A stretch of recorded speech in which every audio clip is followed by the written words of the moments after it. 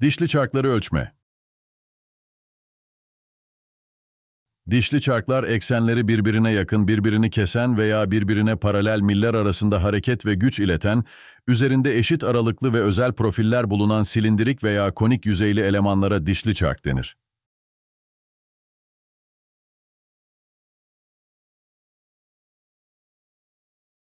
Dişli çarklar, makine ve mekanizmalarda en az iki dişliden oluşan gruplar olarak çalışır. Grup halinde çalıştıklarından ölçü hassasiyeti dişli çarklar için çok önemlidir. Dişli grubu içerisindeki dişlilerin ölçü hassasiyetleri birbirine uygun olmazsa, makinenin titreşimli ve gürültülü çalışmasına ve makinenin kolayca bozulmasına sebep olur.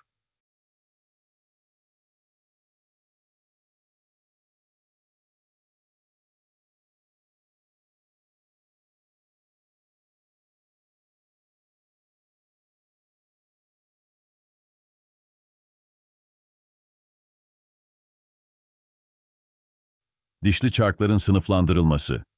Düz dişili çarklar, paralel, silindir.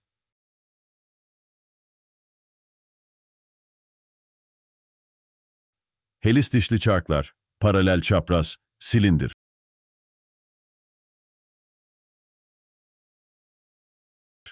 Konik dişli çarklar, birbirini kesen, konik.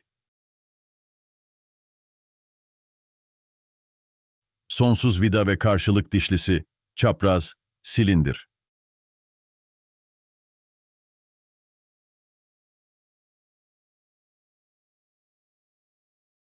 Modül kumpası ile dişli çark ölçme.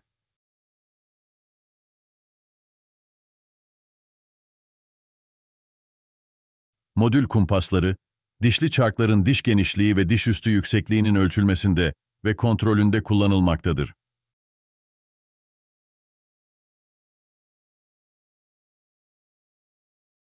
Modül kumpaslarında birbirine dik şekilde iki tane verniyerli cetvel vardır. Birinci cetvel üzerinde diş üstü yüksekliğini ayarlamak için verniyer bölüntülü sürgü, ikinci cetvel üzerinde ise diş genişliğini ölçmeye yarayan verniyer bölüntülü sürgü vardır.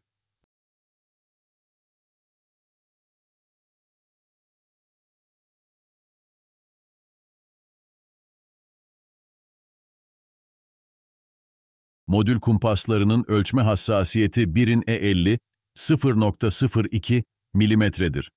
Bu kumpasların ölçüm ağızları yüzeylere sürtünerek çalıştığından çok çabuk aşınır. Bu sebeple kullanımında sık aralıklarla kalibrasyon ölçümünün yapılması gerekir.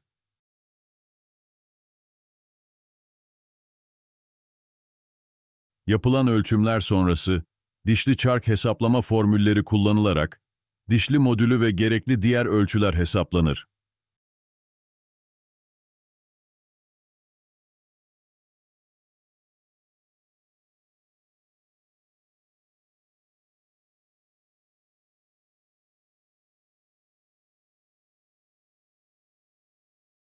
Modül kumpası ile kavrama, hat ve hatası, diş kalınlığı ve diş üstü yüksekliği ölçülebilir. Diş kalınlığı, bir tek dişin sağ ve sol yanakları arasında bölüm dairesi üzerindeki kirişsel açıklıktır. Diş başı yüksekliği tahmini olarak kumpasın dikey verniyeri üzerinde ayarlanır. Dikey verniyeri ayarlanan kumpas dişli çark üzerine yerleştirilir.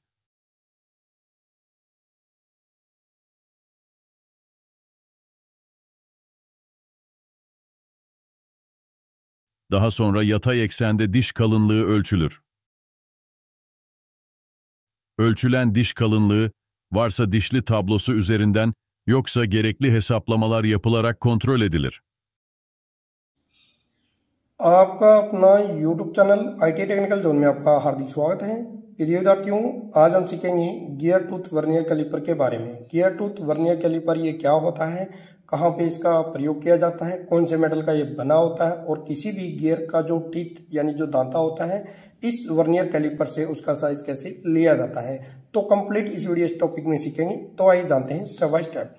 तो देखिए ये आपको जो नजर आ रहा है प्रिय विद्यार्थियों, इसको हम बोलते हैं गियर टूथ वर्नियर कैलिपर है। तो देखिए फ्रंट जो व्यू है इसका ऐसा होता है और इसका बैक साइड आपको दिखाते हैं। तो देखिए बैक साइड से इस तरीके से बना होता है। तो आइए अब जानते हैं कि गियर टूथ जो वर्नियर कैलिपर है इसकी डेफिनेशन क्या होती है। गियर टूथ वर्नियर कैलिपर का प्रयोग किसी भी गियर का जो टीथ होता है उसकी मोटाई और उसके एडेंडम को चेक करने के लिए गियर टूथ वर्नियर कैलिपर का प्रयोग किया जाता है। गियर टूथ वर्नियर कैलिपर है ये आपका निकल क्रोमियम स्टील का बना होता है और इसका जो सिद्धांत यानी जो प्रिंसिपल होता है वो होता है 2 अनुरूप स्केल के सिद्धांत पे ये कार्य करता है। तो देखिए इसका लिस्ट काउंट कितना है, तो देखिए यहाँ पे दिया हुआ है। सामान्य जो वर्नियर कैलिपर होते हैं उसी तरीके से इसकी जो रीडिंग है वो पढ़ी जाती है। तो देखिए इसका लिस्ट काउंट है 0.02 mm।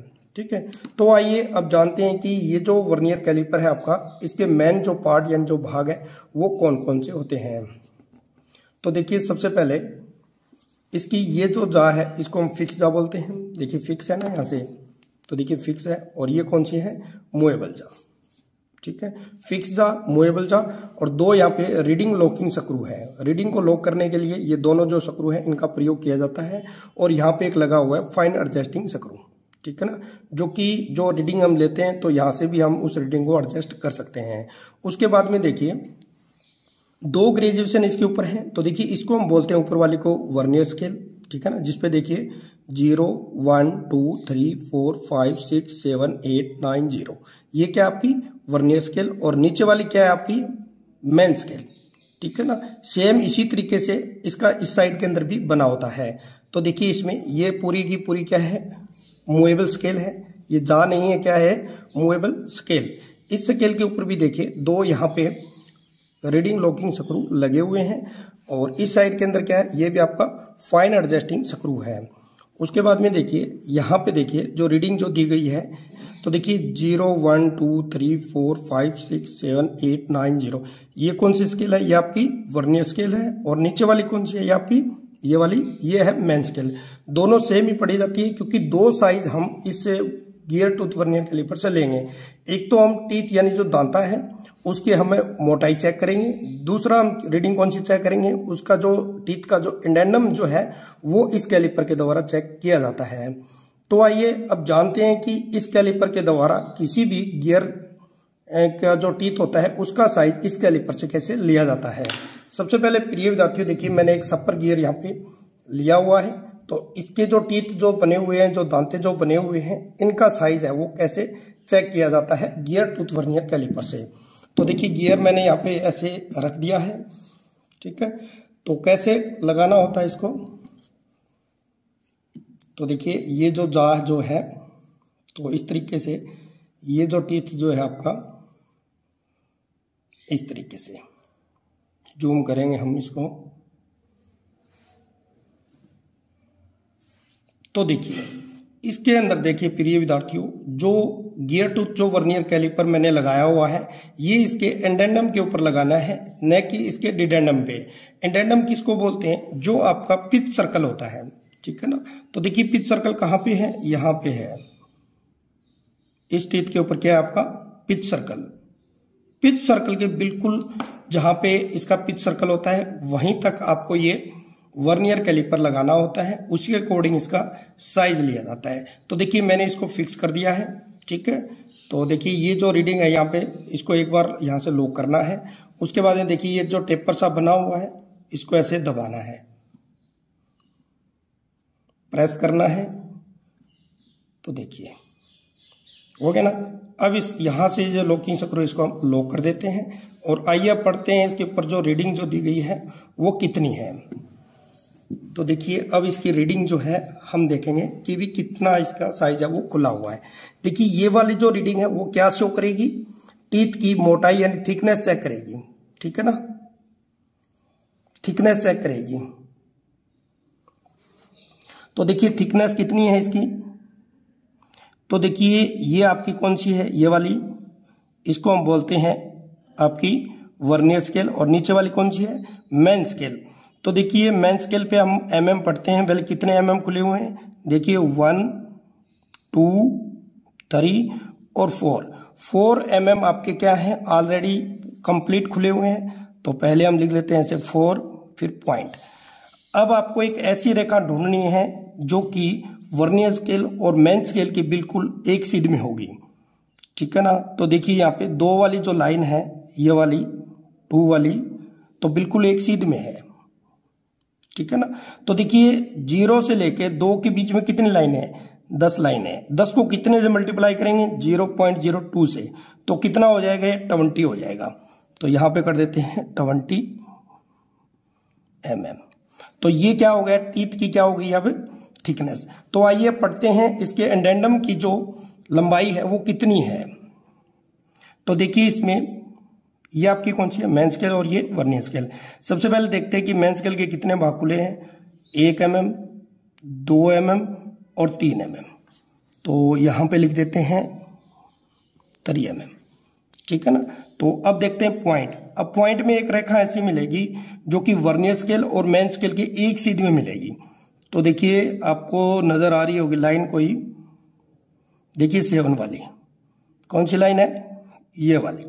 तो देखिए 0 से लेकर 7 के बीच में कितनी लाइनें हैं, कितनी लाइनें हैं, 35 लाइनें हैं। 35 को कितने से मल्टीप्लाई करेंगे, 0.02 से करेंगे, तो कितना हो गया आपका 70। तो प्रिय विद्यार्थियों ऐसे जो है गियर टूथ वर्नियर कैलिपर से जो रीडिंग है वो पढ़ी जाती है, रीड की जाती है। फिर भी प्रिय विद्यार्थियों इससे संबंधित अगर आपका कोई क्वेश्चन है तो मुझे अवश्य कमेंट कर सकते हो। आशा करता हूं कि वीडियो और ये टॉपिक आपको जो पसंद आएगा। फिर मिलता हूं एक नई वीडियो, एक नए टॉपिक है, तब तक आपको जय हिंद, जय भारत, वंदे मातरम।